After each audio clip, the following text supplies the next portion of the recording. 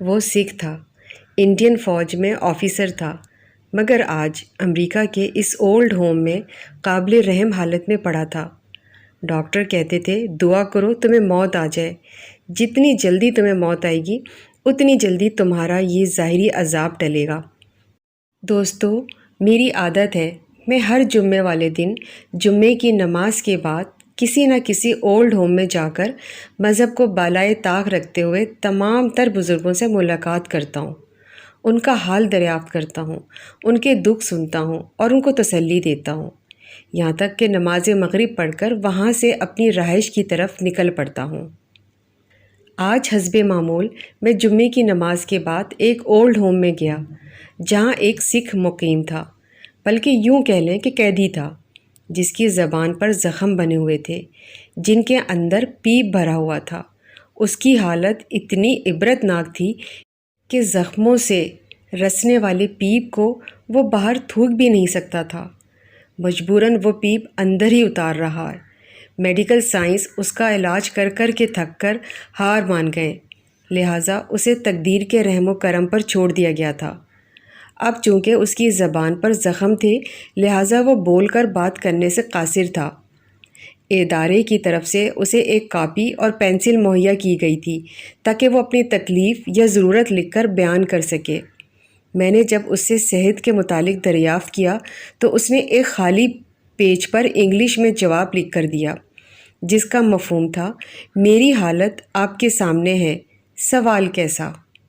اس Indian officer سے مزید سوالات کے بعد پتہ چلا کہ وہ انڈین آرمی میں آفیسر تھا، ریٹائرمنٹ کے بعد امریکہ منتقل ہوا، اولاد چھوڑ کر چلی گئی، بیوی مر گئی اور وہ لاوارث ہو کر اس ادارے کی پناہ میں آ گیا۔ پھر میں نے اس سے بیماری کے متعلق پوچھا تو اس نے بتایا کہ مجھے اس بیماری کے متعلق کچھ علم نہیں۔ مختلف ہسپتالوں میں مختلف ڈاکٹرز نے مختلف علاج کیے، مگر مجھے کوئی افاقہ نہیں ہوا۔ پہلے یہ زخم نچلے جسم پر تھے، پھر اوپری حصے پر بن گئے اور اب منہ کے اندر اور زبان پر بن گئے ہیں۔ ڈاکٹر اپنی طرف سے پوری کوشش کرنے کے بعد ہار مان چکے ہیں۔ اب ان کا کہنا ہے کہ موت ہی تمہاری اس اذیت کو کم کر سکتی ہے۔ میں نے فوراً سے موضوع بدلا، اس کی جاب کے متعلق سوال کیے اور پھر اس نے ایسا واقعہ سنایا کہ میری روح تک لرز گئی۔ میں اس کے عذاب کو سمجھ گیا۔ اس سکھ آدمی آفیسر نے بتایا کہ وہ کشمیر میں تعینات تھا۔ ایک رات شراب میں دھت ہو کر باہر نکلا تو شباب کی طلب ہونے لگی۔ وہ قریبی جھونپڑی نما گھر میں گھس گیا جہاں ایک نوجوان لڑکی اپنے نومولود بچے کو دودھ پلا رہی تھی۔ اس کا شوہر چند دن پہلے ہماری فورسز کے ہاتھوں موت کے گھاٹ اتر چکا تھا۔ مجھے ان کی حالت پر کوئی ترس نہ آیا۔ میں نے اس نومولود کو ماں کے سینے سے الگ کیا اور اپنی ہوس مٹانے کی کوشش کی تو لڑکی نے مزاحمت شروع کر دی۔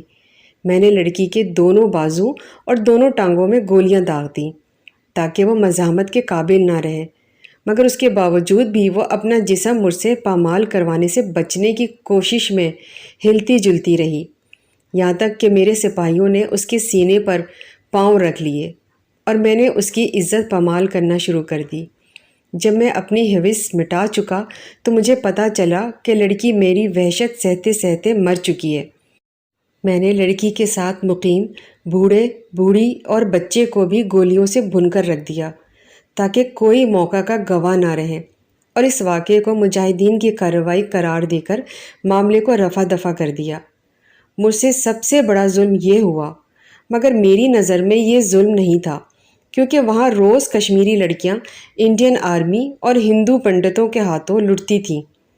میری بات کا مکمل جواب دینے کے بعد سکھ آرمی آفیسر نے پوچھا، مزید کوئی سوال؟ میں نے کہا کہ بتاؤ، میں تمہاری کیا مدد کر سکتا ہوں؟ جس پر سکھ آرمی آفیسر نے کہا کہ وہ لیمو پانی پینا چاہتا ہے۔ میں نے اس کی خواہش کی تکمیل کر دی۔